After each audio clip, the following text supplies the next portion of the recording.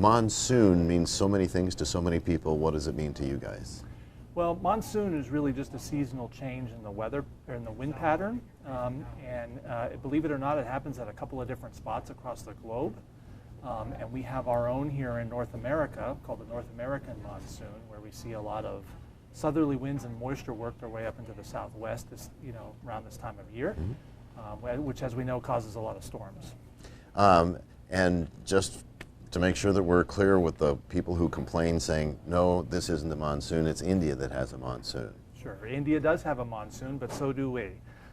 So they're the same type of atmospheric mechanism. The Indian monsoon is very different. They get a lot more rain than we typically do here, but that seasonal shift in wind and that increase in moisture and thunderstorms that result from that are very similar processes to the same process that happens in India. But there's no typical monsoon year for the desert Southwest. Every year is different. Every year is different, that's right. And that largely has to do with the nature of thunderstorms themselves. They're very small in scale and they can set up sometimes over different areas. And so one particular part of our area might have a dry monsoon in the sense they just don't get hit with thunderstorms, while another area has a ton. So, from any given year, the variability is very high. Now, historically here for Las Vegas, in the time that I've been here, it seems as if the monsoons haven't been as impactful as they used to be. Is there any basis in fact for that? I think that's partially true. I don't think anything has changed with the weather per se. I think that what's really changed is we're getting a lot better at flood control. A lot of flood control infrastructure has gone in over the last 20 to 30 years.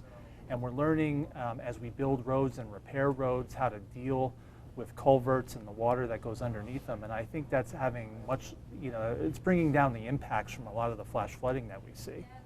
What do you want folks at home to think about when they hear, oh, it's monsoon season, what do I do? Do I need to change the way I live my life? I don't know that they have to change the way they live their life. I think they have to, think about, as they're going about their daily activities, if they run across a situation where there are flooded roads or flooding is occurring, I think it's important to make important decisions about what they do in that particular case. And so in the monsoon, and with flash flooding, waters can rapidly rise, and I think we don't tend to deal with that during the rest of the year. And so to make important decisions when you see that, to turn around, don't drown, don't go through flooded waters, don't take the chance that situation might change on you really quick and get you in trouble. Is there a beginning date and an end date, or does Mother Nature not pay attention to the calendar? Mother Nature generally pays attention to the calendar. And what I mean by that, there is absolutely not a start date and an end date.